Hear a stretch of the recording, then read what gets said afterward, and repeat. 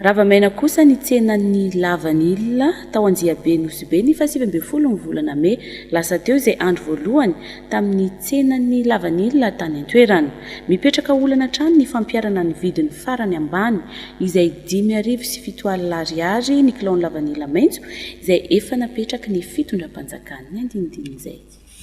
Araka ny fandaram-potoana napetraky ny fitondram-panjakana dia nanomboka ny 20 May teo ary tsy farana raha tsy ny 20 May ny tsena ny lavanila ao Nosobe.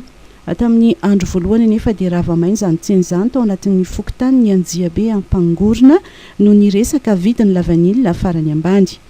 Tsy azo ekegny ny fividianana vokatra ambany ny 75,000 ariary par kilo ny vanille verte. Sarotiny amin'izay ny fitondram-panjakana manomboka amin'ny filoham-pirenena satria ny raha jiaby izay agnambaka vahoaka dia tsy azo ekegny.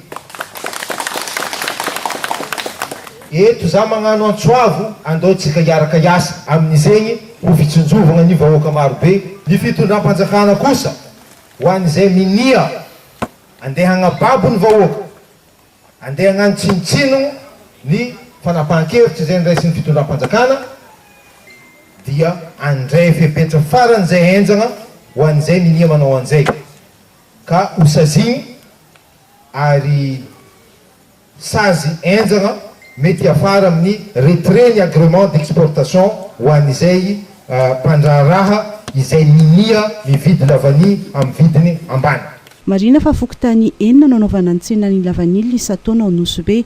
Efa maro ny tantsana azo karatra sy nazo fitomboka amina famantarana manokana lavanila ka andrasana ny andro atao fosany mpamboly sy fividianan'ny mpividy ny vokatra.